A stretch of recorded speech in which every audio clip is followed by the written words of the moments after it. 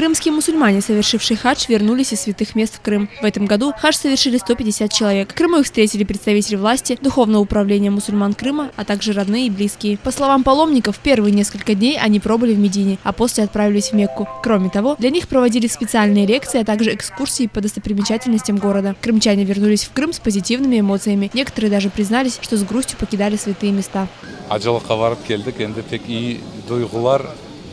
Allah'ın emirlerini yerine getirdik.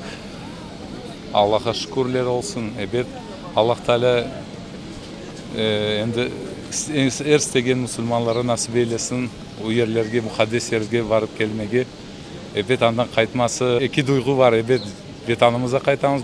Bir taraftan bu mukaddes yerlerin kaldırması da pek acınılıklı. Ama inşallah endi в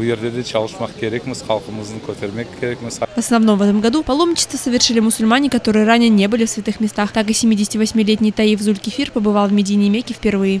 Bana 78 yaş ekende Allah kısmet etti. Mübarek topraklara ayak basmak.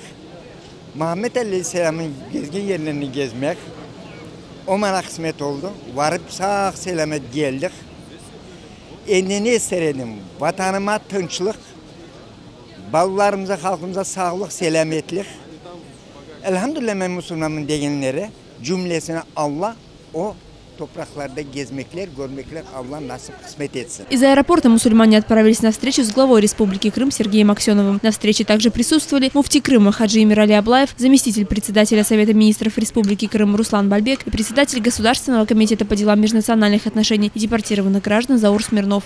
Сергей Аксенов предложил заранее подготовить группу мусульман, которые совершат хадж в следующем году, заверив, что там окажет этому содействие. Напомним, что Духовное управление мусульман Крыма ежегодно организовывает паломничество мусульман к святым местам. В этом году мусульманам представилась возможность совершить хадж по доступной программе за $2500. Перевозки осуществил российский туроператор компания «Муслим Тур».